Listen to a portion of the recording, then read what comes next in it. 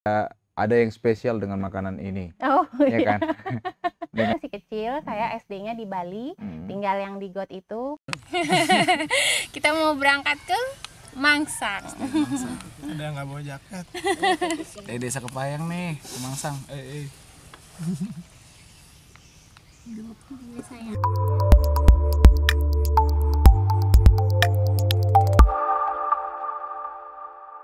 Mbak Devi, apa kabar ini? Alhamdulillah baik. Baik ya? Ya, sehat. Oke, Mbak, di sini ada makanan ya, Mm-mm. ada makanan, dan saya penasaran, dan Mbak Devi, saya baca dari berbagai kisah ya, kisah di pemberitaan di Tribun Jabar juga sudah naik, ada yang spesial dengan makanan ini, Oh ya iya. kan? Dengan ada istilah Mbak Devi Donat, Nah, ya kan? Mungkin sama seperti ini, atau mungkin lebih bagus dari ini, atau mungkin tidak secanggih ini gitu, donat pada masa itu. Nah, bisa diceritakan nggak, Pak? Ada apa dengan donat? sebenarnya tuh dulu ya, waktu masih kuliah, donatnya lebih besar dari ini, Donatnya harganya lebih besar. seribuan. Seribuan tahun berapa Tahun itu? 2007. 2007 ya. Itu saya ambil dari, jadi saya kuliah di ITB. Di ITB itu ada Masjid Salman. Di sana ada ibu-ibu penjual donat gitu kan. Iya. Nah, biasanya mahasiswa kalau mau ngadain acara itu bikin danus namanya kan, Iya, jualan dana usaha ya. danus. Terus saya kan mutar otak ya waktu tingkat 1 Hmm. itu, saya harus cari uang apa-apa. Terus akhirnya saya lihat, oh bisa tuh kayaknya orang-orang danus. Saya danus pribadi aja lah gitu. Akhirnya nyoba ambil dari ibu-ibu yang ada di Salman, kotak gitu, yang putih yang gede itu. Terus saya jual untuk diri sendiri, bukan untuk danus jadinya. Jadi kalau belum habis, dibawa ke kelas kan. Kalau belum habis, setelah kelas ya saya nongkrong di depan kelas-kelas orang gitu untuk ya silakan yang lapar gitu. Gitu. Pada masa itu udah musim ini nggak sih? Semacam bullying di melihat pekerjaan seperti ini, atau banyak mahasiswa yang melakukan itu gitu? Yang banyak danus sebetulnya. Danus, Yang bukan banyak untuk pribadi. danus. Saya kurang tahu kalau untuk pribadi, tapi yang saya tahu danus. Kalau bullying nggak ada, alhamdulillah. Atau saya nggak peduli ya, nggak merasa dibully juga. Teman-teman saya baik kok gitu. Saya kan waktu tingkat 1 belum kenal siapapun ya. Mas Imam juga waktu tanda tangan, ini udah menyebut Mas Imam yang ada di konten itu yang ngangkat saya. Nah, yang lain-lain itu kan nggak kenal sebenarnya. Kenalnya waktu masuk ITB, tapi mereka semua baik gitu. Meskipun perbedaan budaya yang saya rasakan cukup tinggi karena saya dari desa, terus nyampe sini di ITB itu banyak yang dari Batak, dari Jakarta, yang ngomongnya itu beda. Kau, gue, kayak gitu kan beda ya. Nah, tapi nggak ada bullying sih yang saya rasakan. Oke, berarti apa nggak gengsi nih, Mbak?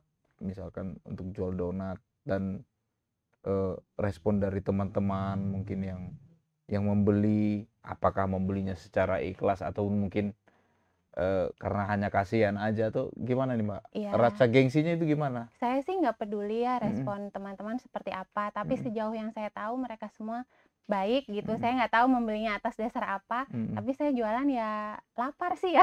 Jadi Lapar ya? butuh uang. Butuh uang ya? Ya udah jalanin aja. Waktu itu yang berpotensi langsung dapat hari itu kan ada marginnya gitu Iya. ya donat itu, ya udah saya lakukan. Oke, tadi Mbak Devi mengatakan bahwa Mbak Devi ini dari desa, ya. Desa mana sih sebenarnya? Kalau tempat tinggal, tempat kampung tinggal. halaman itu Desa Ambulu, Kecamatan Ambulu, maaf, Kecamatan Ambulu. Nama desa saya sih Sumberan, Karanganyar namanya. Oh, Karanganyar ya. Jawa Jawa Timur. Timur ya. Jawa Timur bagian selatan, Jember bagian selatan. Wah, Kabupaten. lumayan lah ya. Lumayan. Dulu waktu kereta api belum Sebagus secanggih dan ini secanggih ya. Dulu kalau naik kereta ekonomi, saya nggak tahu kenapa jarak waktu itu bisa sangat berbeda. Bisa kadang 20 jam, bisa sampai 32 jam dulu dari sini. Saya pernah soalnya yang 32 Dari Bandung, jam. 32 jam pernah ya? Pernah, jadi berangkat dari sini nyampe rumah itu jaraknya 32 jam. Mungkin itu yang masih ada yang berdiri ya. Iya, Ya, masih ada jelas. yang Saya berdiri. pernah dulu berdiri dari sini sampai Jogja. Terutama kan kalau mahasiswa pulangnya mungkin Lebaran ya, Mhm. itu kan padatnya Penuh. luar biasa. Ada yang bawa ayam mungkin? Iya Masih merasakan itu ya? banget, Masih iya. merasakan itu ya? Mau sholat aja, punten boleh nggak Iya. minjem dulu ini tempat duduknya misalkan, Mhm. karena kita duduk di bawah-bawah gitu Iya, dulu kan. pakai koran ya, Heeh. masih ada yang pakai koran. Iya. Dan bahkan ada katanya infonya pada saat itu orang naik kereta api duduknya di toilet ya, ada yang di Betul, toilet ya? saya ngerasain. Jadi penuh banget, sepenuh itu. Mhm. Jadi di toilet kata bapak yang sebelah saya waktu itu, toiletnya saya punten ini saya kencingin semua supaya orang nggak bisa duduk di Nggak situ bisa gitu. duduk di sana ya? Oke, baik. Mbak Devi dari desa di Jember, tapi bukan di pusat kotanya ya? Bukan. Dalam lagi nih, masuk ke Iya. dalam lagi. Ya mohon maaf nih, sesusah apa sih sebenarnya dari segi perekonomian ya? Perekonomian keluarga pada saat itu. Keluarga. Seperti apa sehingga Mbak Devi itu perjuangannya rasanya kayak berat ya? Kalau dibandingkan dengan sekarang ya, mungkin wah itu berat banget ya sampai jual donat, mungkin perjuangan merantau ke kota Bandung itu di tahun 2007 mungkin bukan hal yang gampang gitu. Seperti apa sih, Mbak? Kalau sekarang memang jadinya saat mengingat sih kayak wah gitu aja ya. Maksudnya alhamdulillah udah lewat. Tapi mungkin pada saat itu ya nangis darah ya. Sebenarnya kalau di perjuangannya kalau yang di reels yang diangkat di Instagram atau yang tersebar itu dimulai dari di Bali ya. Dulu orang tua saya merantau ke Bali. Orang tua saya pengrajin apa aja, apa dulu sarung pantai, manik-manik, menerima bayaran dari kerajinan yang beliau buat. Langsung gitu. tangan ya, kerajinan tangan. Tangan. Tapi bapak saya itu orangnya sosial sekali, Mas. Jadi semua dibantuin. nggak punya ilmu ekonomi gitu. Iya. Jadi yang penting semua bisa bekerja. Iya. Aku tidak peduli, bukan tidak peduli sih ya. Aku nggak tahu deh untung apa rugi gitulah Mas ya. Pokoknya sosialnya sangat tinggi. Jadi kebetulan sih banyak minusnya gitu. Iya. Jadi kalau yang di reels itu saya masih kecil, saya SD-nya di Bali, tinggal yang di got itu. Kemarin Lebaran kemarin saya nampak tilas sana, itu foto yang saya ambil Lebaran kemarin. Yang sama anak-anak. Bukan yang foto Mas Imam nunjukin ini rumah Devi dulu di atas got, itu foto Lebaran kemarin. Saya napak tilas ke sana. Kemudian dari Bali ya itu sulit. Terus habis itu bapak saya akhirnya mengembalikan keluarganya ke Jember. Saya tinggal di rumah nenek saya di Jember tadi. Bapak saya masih wirawiri ke Bali lah waktu itu. Nah pas di Jembernya ya sulit ya, gimana ya? Ya keuangannya sangat sulit. Saya misalkan ada tamu itu ibu saya tuh pengen menyuguhi kan, karena kami itu ingin menjamu lah ya. Itu kami beli sosialnya satu. tinggi ya? Sosialnya tinggi, orang tua saya tuh sangat tinggi sosialnya. Jadi beli kami tuh nggak pernah beli nasi goreng di pinggir jalan tuh nggak pernah, karena itu mahal menurut kami. Kemudian beli satu, nanti kita bagi dua, maksudnya tamunya dua, jadi kita bagi dua, kami udah makan gitu misalkan. Jadi nggak pernah itu ngerasain beli aqua. Mungkin dulu juga nggak umum ya beli aqua. Beli air mineral. Kemudian makan itu ya, ini mie kuah itu bapak saya itu pingin misalkan. Kami anak-anaknya nunggu sampai bapak saya habis, kami nunggu sisa-sisa kuah yang ada di di mangkuknya. Nah itu untuk merasakan itu. Jadi emang nggak mie kuah mie instan itu? Mie instan gitu. Bapak saya beliau itu meskipun nggak punya uang, tapi ingin segalanya terpenuhi. Jadi kami, ibu sama adik-adik tuh biasanya memenuhi apapun yang bapak inginkan gitu. Seperti mie kuah tadi yang saya ceritakan. Tapi kami nggak pernah, ibu dan adik-adik tuh nggak pernah dulu. Itu Mas. Bapak saya itu pendekar Mas. Gitu. Pengrajin, pendekar, sangat temperamen gitu. Dulu ya, dulu. Gitu deh ceritanya. Kamu ada berapa orang bersaudara? 3. 3 ya? Saya anak pertama. Bebannya lumayan ya? Ya bukan lumayan lagi mungkin ya. Cukup ya tantangannya berat ya. Tantangan berat untuk itu. Selain ya ini saya cerita aja ya. Selain ekonomi memang bapak saya itu tadi ya ininya bebannya di kami sangat temperamen dan kalau emosionalnya naik itu bisa sampai ingin membunuh gitu Mas. Tapi alhamdulillah ketika ekonomi saya membaik, saya mengumrohkan bapak sama ibu ya. Nah pulang dari sana itu alhamdulillah tuh bapak langsung, saya nggak tahu deh keajaiban apa yang dialami di sana. Tapi pulang dari umroh itu perlahan-lahan emosionalnya bapak turun. Jadi saya sekarang bisa menceritakan ini kalau misalkan bapak saya lihat juga nggak masalah gitu karena sekarang sudah nggak seperti sudah itu. Berubah ya. Sudah jauh lebih baik. Iya, udah jauh berkah lebih dari baik. umroh itu. Nggak tahu deh, Ya. alhamdulillah Nah, mungkin kita ya. aminkan saja ya untuk yang kebaikan-kebaikan. Oke, Mbak, kita tadi yang Mbak Devi cerita kalau Mbak Devi itu tinggal di got, di atas got ya, di atas got itu. Mungkin got di sana mungkin tidak tercemar atau tidak separah yang di kota-kota besar saat ini ya, atau di seperti Bali apa? kan kota besar Mas. Ya. Di Bali kota besar ya. Saya kemarin ke sana Lebaran kemarin. Perubahannya Jadi seperti apa itu Mbak? ya triplek gitu loh Mas. Oh masih ada? Masih ada, cuma mungkin posisinya udah berubah. Jadi itu tuh menurut ibu saya karena waktu itu saya kecil ya. Menurut ibu saya itu juga ngontrak ke orang. Ngontrak ke orang, saya kurang ingat berapa nominalnya. Cuma kemarin waktu ke sana itu bau sekali. Sepertinya sebelah rumah saya ini, sebelah got ini tempat pembakaran mayat sepertinya ya. Itu karena aromanya sangat tidak enak gitu Mas. Gitu sih. Oh gitu ya. Ya. Berapa lama sih Mbak tinggal di kawasan itu waktu itu? Saya di Bali itu sampai kelas 3. Kelas 3 SD. Oh, dari lahir? Enggak, saya lahirnya dari di kelas Jember. 1. Jadi TK saya pernah dibawa ke Bali, habis itu pulang lagi. Mungkin ngelihat memungkinkan nggak kalau bawa keluarga, mungkin seperti itu ya bapak saya dulu. Terus akhirnya kelas 1 kembali lagi ke sana gitu. Oke, baik. 2005 pernah gagal masuk ITB? 2006. Saya lulus SMA 2006. 2006. Berarti SD sampai kelas 3 di Bali, terus kelas 4 sampai kelas 6 di Jember. Di Jember. SMP sampai SMA? Iya, di Ambulu. Di Jember juga? Di Ambulu. Oke, baik. Lalu pindahlah ke Bandung, ya, pindah ke Bandung. Siapa yang ditemuin teh di Bandung? Mas Imam. Mas Imam ya. Jadi saya berangkat ke Bandung tentu saya nggak ngerti ya Mas ya naik apa gitu. Nah saya dicari oleh KMJB namanya Keluarga Mahasiswa Jember di Bandung. Itu ada paguyubannya. Mereka mencari. Dulu kan nggak ada WhatsApp ya. Jadi mencari-cari akhirnya ketemu saya. Terus diminta dikasih tahu harus bawa apa aja gitu. Dan belum kenal. Dulu itu anak-anak Ambulu memandang anak-anak kota Jember itu sangat berbeda ya. Eksklusif. Orang berada gitu. Orang berada. Jadi kami tuh minder sebenarnya dulu. Terus tapi mereka welcome juga, sangat welcome gitu. Saya diajak bersama-sama ke Bandung.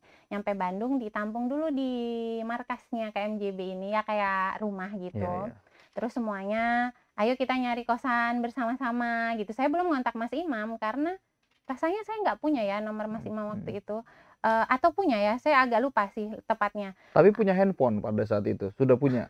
Rasanya nggak punya ya, saya agak lupa juga. Kayaknya nggak punya, saya belum punya. Terus teman-teman mencari kosan bersama-sama gitu. Semua tuh rata-rata 350.000 ya per bulan. Per bulan.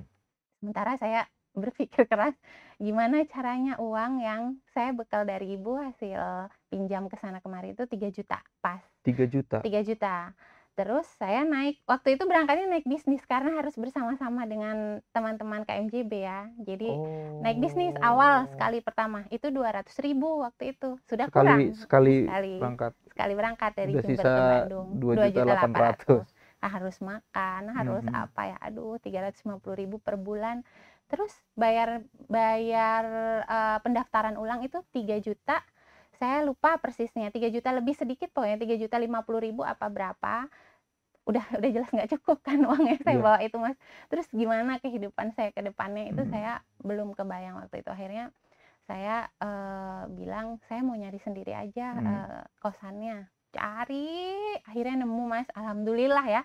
Emang pertolongan Allah itu, keajaiban itu selalu ada. Saya nemu 900.000 setahun. 900.000 setahun. Dan menurut saya itu layak sekali kosannya ya, karena saya pernah ngerasain hidup di tempat yang tadi ya sebelumnya. Jadi kosan yang saya tinggali di Cisitu ya, menurut Cisitu nama daerah, nama kosan saya, kosan-kosan anak Kota ITB Bandung itu ya. 900.000 setahun itu luar biasa, nyaman buat saya.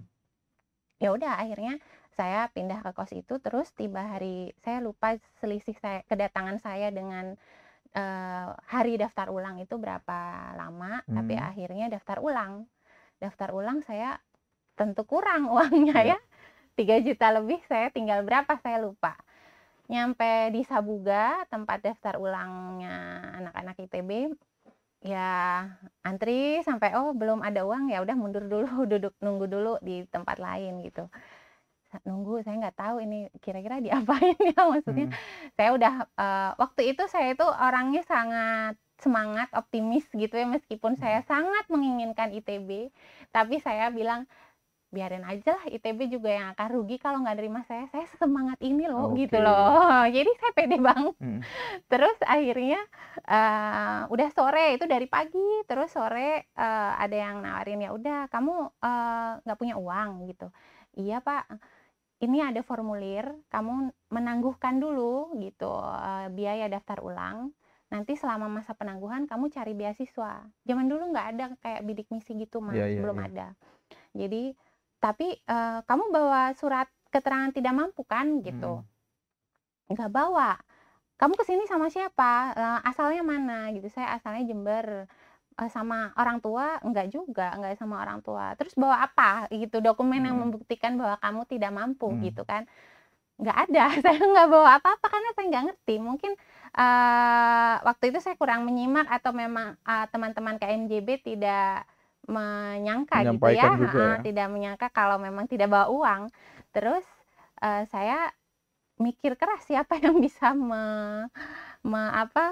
bertanggung jawab atas saya selama janji yang saya sampaikan ke ITB. Akhirnya saya nyari Mas Imam. Ingat kalau Mas Imam itu orang FTTM. Saya cari di dalam ITB FTTM itu di mana. Terus Mas Imam ada di mana, saya datengin Mas Imam, itulah saya ketemu Mas Imam di Bandung. Sebelumnya saya ketemu di sekolah. Ketika beliau menyemangati, akhirnya saya punya keinginan untuk ke ITB. Terus ketemu lagi saat saya gagal ITB 2006, Mas Imam datang ke rumah saya. Habis itu udah nggak ada komunikasi karena Mas Imam belum sesettle sekarang ya. Beliau juga masih kuliah kalau nggak salah. Masih berjuang juga ya. Masih berjuang gitu. Akhirnya ya udah, tadi itu saya Mas Imam bertanggung jawab atas surat saya waktu itu ke ITB. Gitu Mas. Oke, luar biasa ya berarti peranan dari Mas Imam Santoso ini untuk perjalanan hidup ya, khususnya untuk dunia pendidikan dari Mbak Devi sendiri. Nah, Mbak, waktu ngekos tuh ya, kan pasti 1 tahun 900.000 ya, dan menurut Mbak Devi itu nyaman. Ya, kita juga belum tahu nih kualitas nyamannya itu, karena Mbak Devi pernah merasakan yang di bawahnya itu gitu ya, kondisi seperti itu. Nah, informasinya juga Mbak Devi ini sempat berjalan kaki ya, dari kosan ke kampus, dari kosan ke kampus itu berapa lama Mbak? Itu dekat sih Mas, kalau kosan ke kampus tuh Cisitu Lama, banyak juga mahasiswa yang melakukan itu ya, dari Cisitu Lama ke kampus. Kurang dari 2 kilometer ya paling ya, nggak nyampe ya? Kalau naik angkot tuh 1.000 rasanya dulu. 1.000 pada saat itu ya, 2007 ya. Iya dekat kok, Cisitu Lama ke kampus tuh dekat, tapi memang saya kemana-mana jalan. Saya dari stasiun Kiara Condong jalan ke Cisitu. Tahun berapa itu? Ya itu pulang kampung itu. Saya nggak tahu ya momen itu terjadi karena apa. Yang paling inget dari Kiara Condong ke Cisitu itu malam hari jam 1. Saya jalan dari stasiun Kiara Condong. Saya lupa saya dari mana ya datang jam 1 di Kiara Condong itu, saya lupa Mas. Cuma itu memang nyata yang masuk memori saya, yang masih ingat itu. Jam 1 malam saya dari Kiara Condong ke Cisitu jalan kaki, terus habis itu besoknya sendiri. Bulan puasa besoknya bulan puasa. Ya dulu itu nggak punya rasa takut sama sekali Iya, iya. karena saya nggak punya apa-apa. Mau dirampok juga, juga ya, ya, mau kasarnya dirampok mau ya dirampok udah. juga ya, apalah. Nggak ada Hanya rasa yang takut. paling berharga hanya nyawa ya pada Iya saat itu ya. bener. Yang melekat di badan itu enggak, Nggak yang ada. menurut Mbak Devi tidak ada Nggak yang berharga nggak ya. ada yang berharga. Jadi saya sangat berani. Saya dulu mau ngambil, jadi saya dapat beasiswa itu ada uang buku Mas 200.000 setahun. Hanya itu uangnya saya terima. Lainnya dari beasiswa itu langsung diserahkan ke ITB karena UKT ya, UKT zaman sekarang mah. Yang saya terima hanya 200.000 setahun. Itu uang buku. Kalau saya mau ngambil uang itu harus ke bank karena kan ATM tuh kalau nggak diisi mati ya Mas Iya, ya. iya. Jadi ya nggak ada isinya sepanjang tahun. Jadi setiap turun itu saya harus ke bank dan saya nggak tahu kapan itu turunnya. Jadi saya ke bank, udah turun belum Mbak gitu. Oh, Karena nanti kalau nggak semanual itu ya. semanual itu dulu. Nah itu dulu saya Belum jalan ada kaki. m-banking ya, boro-boro ya. Jalan kaki kemana-mana, kondisi lapar, kayak gitulah dulu ya. Masih yang paling berat tuh tingkat 1 kuliah. Tingkat 1 ya. Masih berjalan kaki, masih ya polos lah ya. Iya, Masih sangat polos ya. Oke, baik. Mbak Devi, banyak nih kisah-kisah mungkin orang lain di luar sana yang mungkin lebih menyedihkan mungkin ya. Atau mungkin dalam proses perkuliahan sangat-sangat nyaman, ya pasti banyak lah. Nah, bagaimana nih kondisi saat ini yang menurut di lingkungan pertemanan dari Mbak Devi sendiri? Ya, saya baca juga di artikel Tribun Jabar bahwa banyak mungkin teman-teman satu kampus dulu yang berstatement ya, wah ini memang dulunya belajarnya gila-gilaan nih, ambisi banget nih untuk belajar, untuk ini. Alasan untuk memilih dan tertarik dengan ITB itu sebenarnya apa sih, Mbak? Kalau dulu sebenarnya sangat sederhana ya, karena Mas Imam, orang yang selalu diceritakan oleh guru saya, itu di ITB gitu. Wah, kayaknya saya harus ke sana deh, gitu aja sih. Dulu sesederhana itu. Artinya dari tempat kampung halaman dari Mbak Devi ini masuk ke perguruan tinggi yang ternama itu merupakan hal-hal mewah ya? Oh ya, hal-hal mewah. Saya perempuan pertama dari sekolah. Perempuan pertama dari sekolah? Yang ke ITB. Dari SMA berapa tuh? SMA-nya cuma 1, SMA Negeri Ambulu namanya. Wow, perempuan pertama Iya. yang ke ITB? Yang pertama itu ada namanya Mas Yeni Umar, Teknik Kimia. Yang kedua Mas Imam, ini nggak menerus ya. Terus satu angkatan dengan saya kebetulan ada namanya Angga. Saya juga baca testimoni teman-teman saya yang dulu di TUS itu, ada yang menyebutkan Angga juga. Itu satu angkatan dengan saya, tapi dia langsung keterima. Saya gap year. Nah, semasa SMA, Mbak Devi ini termasuk yang berprestasi kah atau yang biasa-biasa saja atau yang juara kelas? Saya juara umum dulu. Juara umum ya. Makanya itu saya dulu sombong sih Mas ya. Maksudnya saya tuh pede banget. Oh, saya sangat berjuang. Saya juara umum. Pasti masuk lah. Pasti gampang masuk. Lah, ya. Gitu saya hanya, pikir gitu. Hanya ITB di pikiran dan di hati itu hanya ITB. Saya dulu dapat tawaran beasiswa masuk kedokteran dari Bank Dunia rasanya. Tapi saya nggak mau, saya maunya ITB. Kemana tuh? Di UNED, di Universitas Jember. Di Universitas Jember, tapi saya nggak mau. Pokoknya saya mau ITB. Soalnya orang-orang yang diceritakan guru saya masuknya ke ITB, gitu aja. Terus kan dulu mah nggak ada internet ya kayaknya. Atau saya yang nggak tahu, saya nggak tahu juga ya. Tapi kita tuh nggak ada mencari informasi, searching ITB, misalkan ITS, UI, nggak ada kayak gitu. Ya saya dipaparkan dengan ITB sama orang yang saya kagumi gitu ya, Mas Imam, ya itu satu-satunya tujuan saya. Nah, saya juga penasaran, jurusan di ITB S1-nya? Teknik Kelautan. Teknik Kelautan ya. Dari anak kampung, anak dari desa, kok bisa tahu ada jurusan Teknik Kelautan? Nah, kalau ini sebenarnya nggak ini. Nggak sengaja. Nggak sengaja. Kecemplung. Kalau masuk ITB kecemplung itu. Ke laut. Benar. Gimana? Masuk ke ITB itu masuknya fakultas dulu, Mas. Jadi FTSL, Teknik Kelautan itu di bawah FTSL.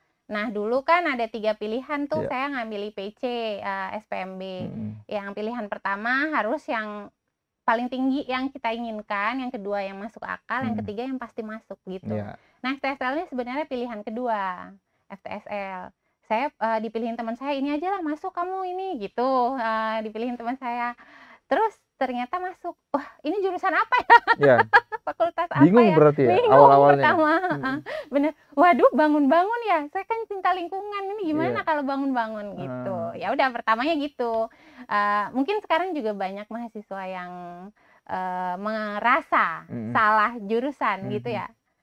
Ya menurut saya sih karena kamu sudah punya peran, maksudnya menjalani peran di situ ya selesaikan peran kamu sampai selesai gitu. Kita nggak tahu ke depannya seperti apa. Kalau ternyata sampai akhir, sampai peran kamu di situ selesai, kamu tetap tidak merasa nyaman ya silakan. Tapi jangan berhenti di tengah gitu sih menurut saya.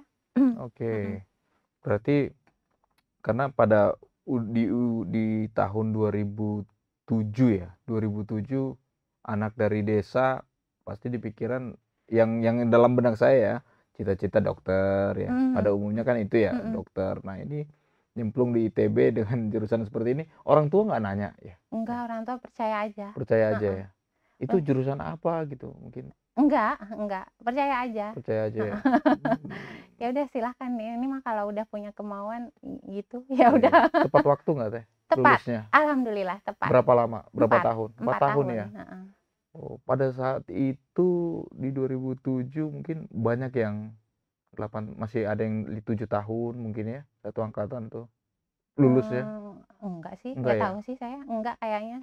Bukan angkatan-angkatan yang masih lama 6 gitu. gitu masih. Ya sampai batas yang diizinkan ITB sih kayaknya 6 ya.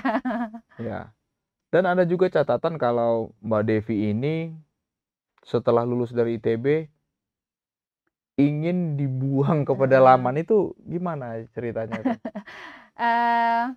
Jadi ini flashback sebentar dari sebelum yang lulus ya.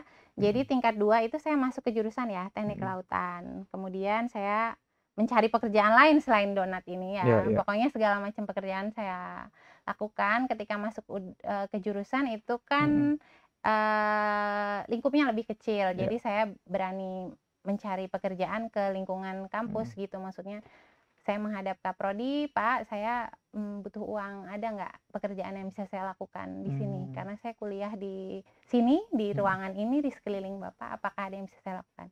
Diterima, akhirnya waktu itu tingkat 2, saya bantu-bantu TU, tata usaha.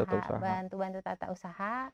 Di sana ya sembarang dilakukan kayak fotokopi, terus bikinin teh dosen-dosen sebelum dosen datang gitu. Kemudian ada suatu kejadian yang akhirnya saya tidak bisa melanjutkan pekerjaan itu. Ini ya saya juga dulu anak muda ya. Jadi ini saya ikut ospek dulu, saya ikut mengospek adik kelas karena teman-teman saya semua jadi panitia, masa saya nggak ikut sih. Nah pada saat itu ospek, meskipun ospeknya nggak yang pembulian gitu, tapi tetap itu merupakan suatu pelanggaran ya, maksudnya nggak boleh. Jadi Kaprodi mengetahui saya ikut mengospek, akhirnya saya diberhentikan di kelas. Maka ketika kemarin viral, teman-teman saya seangkatan tuh ingat, aduh Devi maaf ya dulu kamu jadi diberhentikan gara-gara kami gitu, padahal enggak juga ya gitu.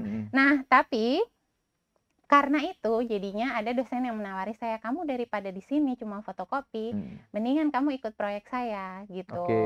Jadi dari situlah saya, dari situ namanya Pak Andoyo Burjanto, sekarang juga masih dosen. Beliau. Dari situ kehidupan saya langsung ini Mas, maksudnya pelan-pelan tapi langsung membawa saya sampai ke titik ini. Iya. Beliau sangat baik. Jadi saya diajarin tuh saya kan dari kampung ya ke teknologi, meskipun saya kuliah di ITB, itu takut ke teknologi. Saya pegang laptop juga takut, karena saya pikir laptop tuh beda sama komputer, takut rusak dan segala macam ketakutan. Tapi beliau mengajari saya detail sekali. CD itu seperti ini, CD ya dulu, CD flash disk itu seperti ini gitu, sangat detail. Kemudian jadi setelah saya bekerja di Pak Andoyo, saya kan sibuk sekali itu Mas, sibuk sekali merasakan keluar kota. Saya tidur itu ya tidur di meja di kantor gini. Tapi menikmati ya? Menikmati, soalnya saya punya uang, saya gajinya 600.000 pertama, saya kirim ke rumah 300.000 ke ibu saya. Jadi 300 gitu. Dari situ saya menikmati meskipun tidur sangat terbatas, terus tapi di akhir-akhir saya kayak, wah masa hidupku habis di kantor di kampus aja gitu, apa yang bisa aku lakukan lainnya gitu. Meskipun waktu itu juga ada kegiatan-kegiatan sosial seperti saya jadi reader di panti tunanetra dulu waktu masih kuliah. Tapi saya ingin lebih gitu, saya ingin lebih melakukan sesuatu yang langsung ke masyarakat. Kalau dokter mungkin bisa langsung nyuntik-nyuntik ya, saya nggak tahu. Tapi saya teknik kelautan, mau apa? Mau bangun jembatan saya nggak bisa sendirian kan. Modalnya besar Modalnya ya. besar, mau apa? Nggak ngerti saya. Terus saya bilang, Mas, ke Mas Imam, Mas, ada nggak ya? Saya tuh pengen deh ke pedalaman gitu, saya pengen ngapain kek gitu. Terus kebetulan ada program ini Indonesia Mengajar. Indonesia Mengajar itu menerima dari semua latar belakang. Jadi saya daftar itu. Wah, ini cocok nih sama saya. Saya ke pedalaman, saya bisa ngapain aja di sana meskipun tugas utamanya mengajar anak SD, tapi kenyataannya di sana kan saya bisa melakukan apa aja gitu, Mas. Apa yang berkesan dari pedalaman, dan pedalaman mana nih, Mbak? Saya ditempatkannya random ya itu. Ditempatkannya di Kabupaten Musi Banyuasin namanya. Musi Banyuasin itu di Sumatera Selatan.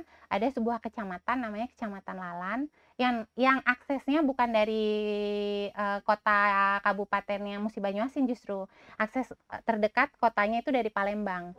Jadi dari bawah jembatan Ampera itu ada banyak perahu-perahu kecil. Kita naik perahu itu di situ, terus perjalanan naik perahu dari zuhur nyampe ke desa Sandar itu asar menjelang maghrib gitu. Naik perahu. Terus yang paling berkesan ternyata orang-orang di sana sangat bersemangat, sangat luar biasa dengan segala keterbatasan yang ada. Semuanya ya, bekerjanya sangat semangat di ladang. Terus kalau guru, saya kan jadi guru ya di sana. Kalau guru kan ada pertemuan-pertemuan, itu bentang alamnya kalau hujan sangat licin dan segala macam itu mereka terjang, pokoknya sangat semangat. Terus kalau kami mengadakan sosialisasi pembelajaran kayak gitu ya, saya dan teman-teman Indonesia Mengajar itu kan satu desa satu orang.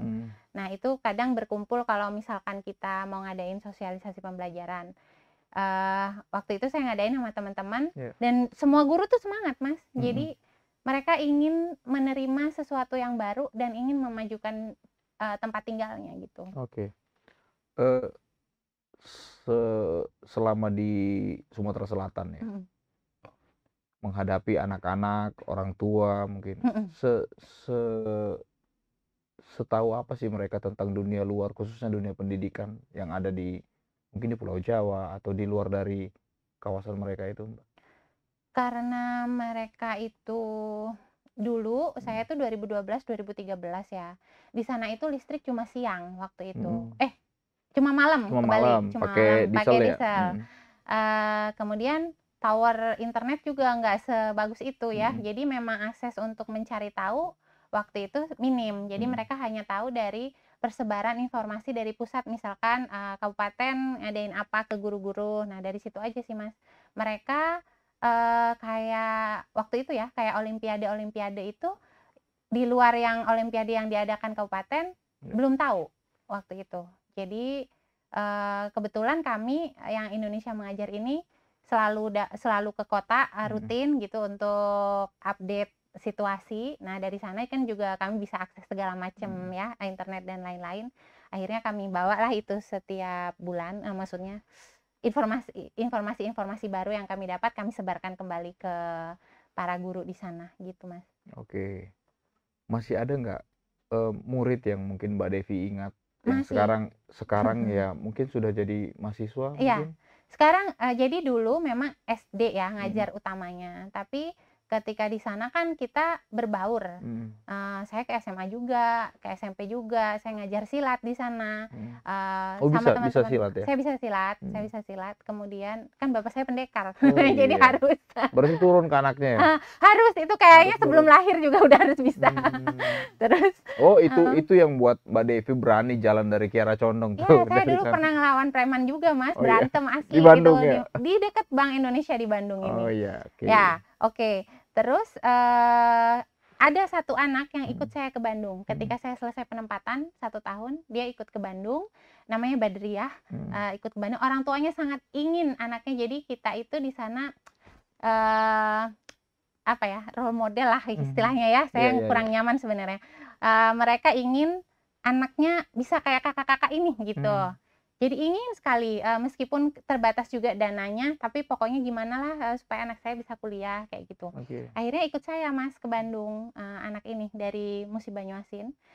Ikut di kosan saya, tinggal di kosan saya. Terus saya lesin waktu itu karena kenapa ya? Saya lupa apa udah lewat waktunya masuk kuliah apa gimana. Pokoknya saya lesin di Bandung sini untuk persiapan dia kuliah SPMB. Akhirnya dia sekarang jadi dosen Mas di Bangka. Oh. Luar biasa ya. Iya. Jadi dosen ya. Iya, anaknya jadi dosen di Bangka, namanya Badriah. Itu dari Sekayu. Dari Sekayu, Musi Banyuasin, Kecamatan Alan. Kalau dari segi perekonomian mungkin 11-12 kali ya. Anak itu. Kisah Mbak Devi dulu. Dengan Mbak Devi. Si Badriah ini. Badriah ini mungkin secara ekonomi karena orang tuanya petani dan di desa ya. Di desa itu kan cukup. Cuma informasi yang terbatas ya. Berarti nggak ada kendala ya. Modal awal untuk merantau itu mungkin lebih baik dibandingkan Mbak Devi pada saat itu. Iya, lebih baik dibandingkan saya, tapi menengah aja, bukan bukan berlebih ya, tapi cukup aja ya. Oke, baik. Ternyata selain mengabdi untuk di pedalaman itu punya buah ya ternyata. Punya buah senang, yang senang banget ya, mungkin itu nggak bisa dibayar pakai uang ya.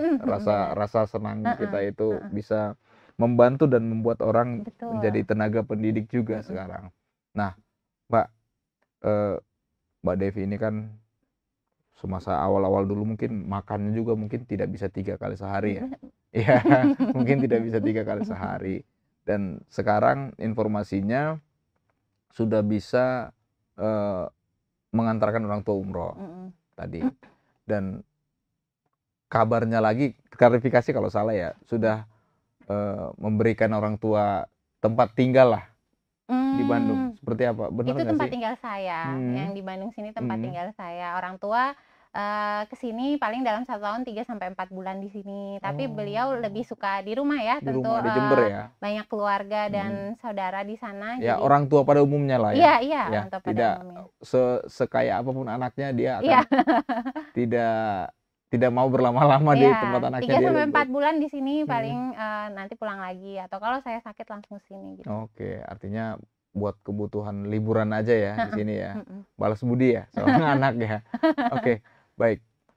Terakhir nih Mbak Devi, apa nih pesan-pesan yang bisa Mbak Devi sampaikan kepada yang menyaksikan tayangan ini nanti ya, menyaksikan tayangan ini yang mungkin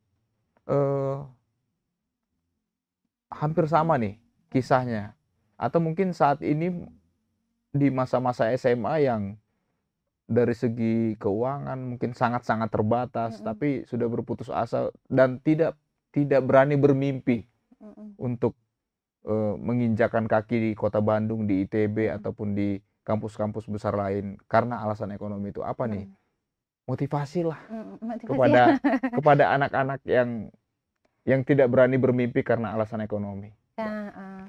Jadi kalau sekarang itu sebenarnya kalau mimpi itu diartikan dengan kesejahteraan finansial, sebenarnya kan jalannya banyak sekarang ya. Ada YouTuber, mungkin kenapa adik-adik kelas saya yang dari Ambulu itu banyak yang sekarang tidak ke ITB lagi. Waktu zaman saya itu cukup banyak setelah saya. Mungkin karena preferensi kesuksesan itu bisa didapat dari hal lain gitu ya. Tapi kita kan nggak tahu kita itu rezekinya di mana. Dan kalau misalkan situasi ekonominya sama seperti saya dulu, atau ya 11-12 lah. Yang paling gampang itu pendidikan. Yang paling gampang. Jadi ya udah lanjut aja, sekarang beasiswa sangat banyak, daripada HP pasti punya kan gitu. Cari informasi tentang beasiswa. Sekarang banyak, nggak perlu nunggu masuk ITB dulu baru cari beasiswa gitu. Sekarang cari beasiswa dulu juga bisa.